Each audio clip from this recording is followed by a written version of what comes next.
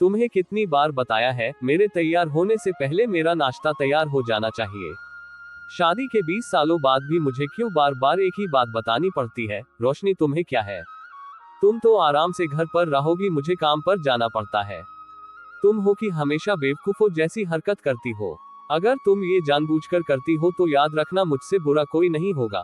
आज भी प्रदीप का पारा चढ़ा हुआ था। इन कटु शब्दों में अपना गुस्सा उतारते हुए, गीला तौलिया कुर्सी पर फेंकते हुए प्रदीप गुस्से से रोशनी की तरफ देखने लगा। रोशनी के लिए प्रदीप का ये बेवजह का गुस्सा कोई नई बात नहीं थी। वह महीने में 3-4 बार ऐसे ही रोशनी पर बरस पड़ता था। पहले पहले रोशनी उसका विरोध किया करती थी, लेकिन जब कई सालों तक प्रदीप में कोई बदलाव नहीं दिखा तो रोशनी ने खुद को ही बदल दिया। अब प्रदीप के कुछ भी कहने से रोशनी को कोई फर्क नहीं पड़ता था। प्रदीप की हर बात वो चुपचाप सिर नीचे झुकाए सुन लेते थे। शादी के पहले 5 साल तक रोशनी ने पूरी कोशिश की थी कि प्रदीप को बदला जाए, लेकिन फालतू का गुस्सा करना और बाद में रोशनी को भला बुरा कहना, यह मानो जैसे उसकी आदत बन गई थी। कोई भी वाद विवाद होता तो प्रदीप सीधा रोशनी को बोल देता, अगर मैं तुम्हें अच्छा नहीं लगता तो क्यों नहीं चली जाती अपने मायके? क्यों रहती हो मेरे साथ? इतना सब कुछ होने के बावजूद रोशनी प्रदीप के साथ रहती थी क्योंकि उसे अपनी बेटी की फिक्र थी। और वह जाती भी तो कहा, अपने बूढ़े हो चुके माँ बाप को इस उम्र में परेशान करना वह नहीं चाहती थी। समाज और लोग क्या कहेंगे, ये भी तो उसे देखना था। वह इतनी पढ़ी लिखी भी तो नहीं थी कि खुद जाकर कोई नौकरी कर सके और अपना और अपनी बेटी का पालन पोषण कर सके। रोशनी को अब अपनी फिक्र नहीं थी। उसको फिक्र थी तो बस अपनी शादी लायक हो रही बेटी की। रोशनी नहीं चाहती थी कि पति पत्नी के झगड़े की वजह से छाया डिस्टर्ब हो। छाया की पढ़ाई पूरी हो चुकी थी, उसके लिए अब शादी के रिश्ते आने लगे थे। कई रिश्तों को छाया ठुकरा चुकी थी। 2-3 महीने बाद एक अच्छा रिश्ता आया। रिश्तेदारों और पहचान के लोगों ने भी लड़के के बहुत गुणगान किए थे। प्रदीप एक शाम अपनी बेटी के पास बैठकर उससे बताने लगा, छाया बहुत अच्छा लड़का है, पढ़ा लिखा है, बड़ा घर है, बहुत अच्छी नौकरी है। ऐसे रिश्ते बार बार नहीं आते बेटा, इस बार मना मत करना। छाया अपने पिता से ज्यादा बात नहीं करती थी। शायद डरती थी या शायद नफरत करती थी, लेकिन आज वो अपनी पूरी हिम्मत इकट्ठा कर बोली, मुझे अभी शादी नहीं करना है पापा। मैं नौकरी करना चाहती हूँ, खुद अपने पैरों पर खड़ी होना चाहती हूँ। हाँ तो उसमें क्या बड़ी बात है? मैंने लड़के से बात की है, वह तुम्हें किसी बात के लिए नहीं रोकेगा।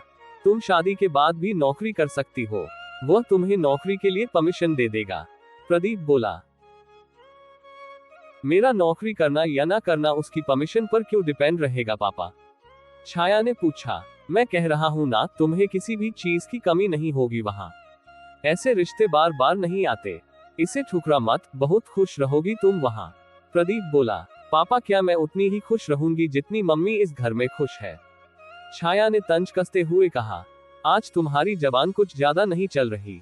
प्रदीप गुस्से से आंखें बड़ी करते हुए बोला, पापा मुझे शादी ही नहीं करनी है, क्योंकि शादी के बाद अगर वह लड़का आपके जैसा निकला तो मैं क्या करूंगी? मुझे आपके जैसा जीवन साथी नहीं चाहिए जो बिना बात के मुझ पर हमेशा चिल्लाए। मुझे कुछ भी अपनी पसंद का लेना हो तो 10 बार सोचना पड़े, कहीं वह नाराज ना हो जाए। मेरी तबीयत कैसी भी हो उसे परवाह ना हो। रोटी थोड़ी सी मोटी बन जाए तो घर सर पर उठा ले। उसकी चेकबुक ना मिले तो भी मेरा ही दोष निकाले, और हर छोटी मोटी बात पर मुझे मायके जाने के लिए कहे। छाया ने अपना दिल खाली करते हुए पापा से सब कह दिया। प्रदीप का गुस्सा 7वें आसमान पर था, लेकिन उसके मुंह से एक भी शब्द नहीं फूट रहा था। वो छाया की बातें सुन रहा था।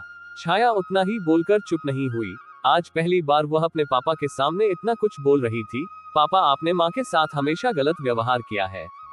आप अपने ऑफिस का गुस्सा बिना सोचे समझे माँ पर उतार देते हैं, कभी इस बात की परवाह भी नहीं करते कि उन्हें कैसा लगता होगा। आपकी बातें सुन सुन माँ ने अपना स्वाभिमान खो दिया।